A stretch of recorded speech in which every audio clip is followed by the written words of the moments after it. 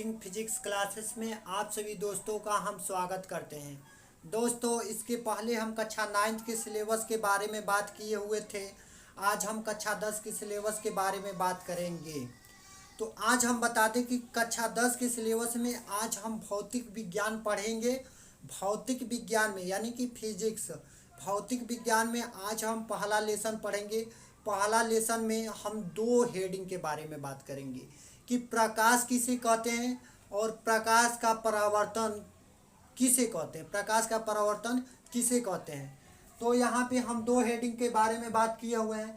पहला जो लेसन जो हमारा कक्षा 10 के सिलेबस में दिया हुआ है, तो पहला जो ये हमारा कक्षा 10 के सिलेबस में पहला पाठ है वो प्रकाश का परावर्तन तथा अपवर्तन यानी कि लाइट रिफ्लेक्शन एंड रिफ्रैक्शन, इसके बारे में हमें पढ़ना है।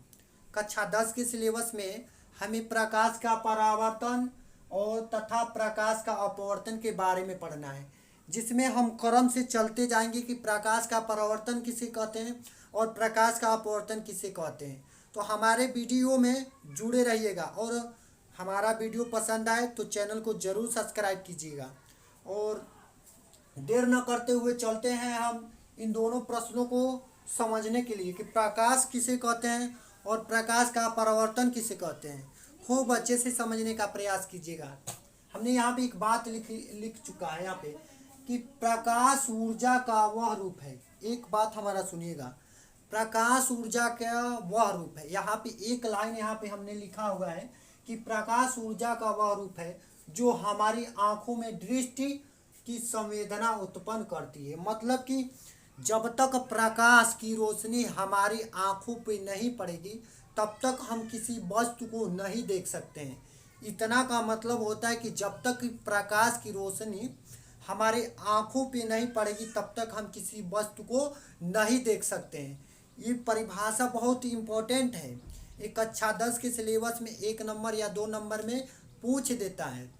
खूब अच्छे से सुनिएगा, प्रकाश जब तक हमारी आँखों पे नहीं पड़ेगी तब तक हम किसी भी वस्तु को नहीं देख सकते हैं। यहाँ तक का मतलब हो गया पृथ्वी के विभिन्न घटकों को गर्म कर देती है। कहने का मतलब कि पृथ्वी पे जितनी भी वस्तु होती हैं, निर्जीव हो या सजीव हो, सबको ये क्या कर देती है, गर्म कर देती है। कौन?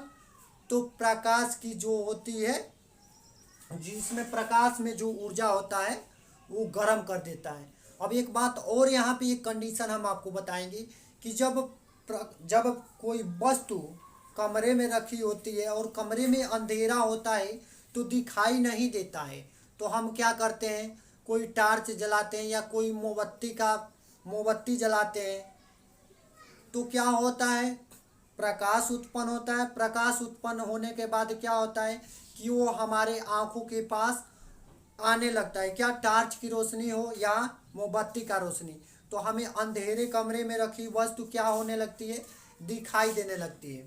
तो हम इसी घटना को हम क्या कहते हैं, प्रकाश कहते हैं, प्रकाश लाइट कहते हैं। अब आते हैं दूसरा हेडिंग के बारे में कि प्रकाश का परावर्तन किसे कहते हैं। हम फिगर से समझेंगे, परिभाषा से समझने से मतलब नहीं होता है। अगर हम फिगर समझ गए तो परिभाषा अपने मन से लिख सकते हैं, पेपर में हम इधर उधर लिख सकते हैं। अगर 2 नंबर का रहेगा 2 नंबर हमें मिल जाएगा। अगर फिगर समझ लिए, फिजिक्स का मतलब ही होता है कि अगर हम लोग फिगर समझ गए तो फिजिक्स का परिभाषा अपने मन से भी लिख सकते हैं और कहीं गलत नहीं होगा। जैसे कि मैं पहले फिगर समझाऊंगा, उसके बाद इस परिभाषा जो हमने लिखा हुआ है उसको समझने का प्रयास करेंगे। देखो यहाँ पे फिगर हम बनाने का मतलब एक बात बता दें कि पहले हम एक दर्पण लिए हुए हैं। पहले इस जो है किरण दिखाई हुए हैं इसको नहीं लिए, समझने के लिए पहले दर्पण लिए हैं, M1 और M2 एक दर्पण ले लिए।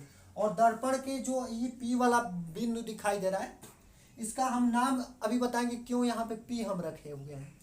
M1 M2 एक दर्पण मतलब होता है शीशा लिए हुए हैं। और समझने का प्रयास करेंगे कि प्रकाश का परावर्तन किसे कहते हैं। अब खूब बढ़िया से समझेंगे।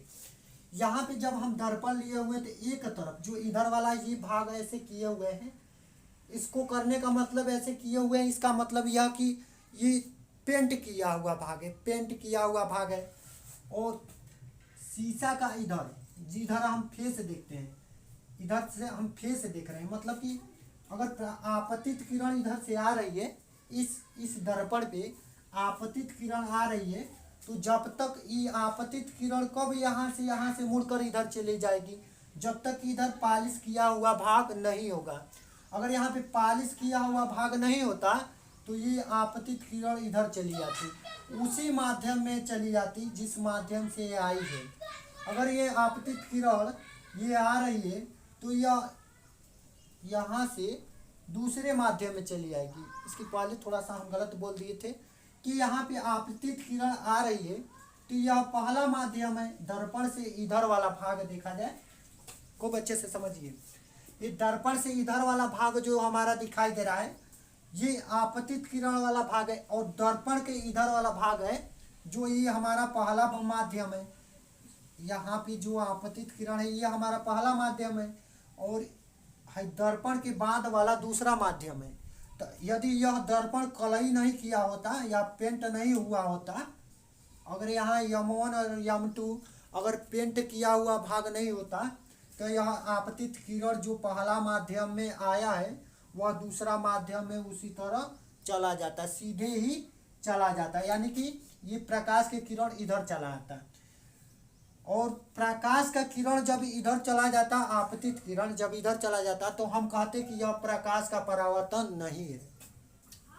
जब यह आपतित किरण इस चिकने तल पे जो यह दर्पण बनाए हुए हैं, ऐसे दर्पण, तो जो इधर वाला भाग हमको दिखाई दे रहा है, इस पेंट किए हुए भाग के इधर वाला, जब इस पर यहाँ पे यह प्रकाश की किरण ये तीर दिखाए हैं कि यह किरण इधर से जा रही है, जब किरण यहाँ से यहाँ तक जा रही है तो एक बिंदु पर मिलेगी, मतलब कि एक निश्चित बिंदु पर मिलेगी, कहीं कोने पे मिलेगी, चाहे नीचे मिलेगी, चाहे ऊपर मिलेगी, चाहे बीच में मिलेगी। तो हम यहाँ पे दर्शाए हुए हैं कि आपतित किरण यहाँ बीच में मिल रही है, और आपतित किरण जो अपने माध्यम में ये पहला माध्यम में जाकर और पहले ही माध्यम में चली आई है, यानी कि पहले माध्यम में प्रकाश की किरण गई है और किसी चिकने तल पे टकराकर पुनः अपने माध्यम में चली आई है, उसी को प्रकाश का परावर्तन कहते हैं। एक बार और रिपीट करेंगे, यहाँ पे जो बात हमने लिखा हुआ है वही बात हम यहाँ पे समझाएं।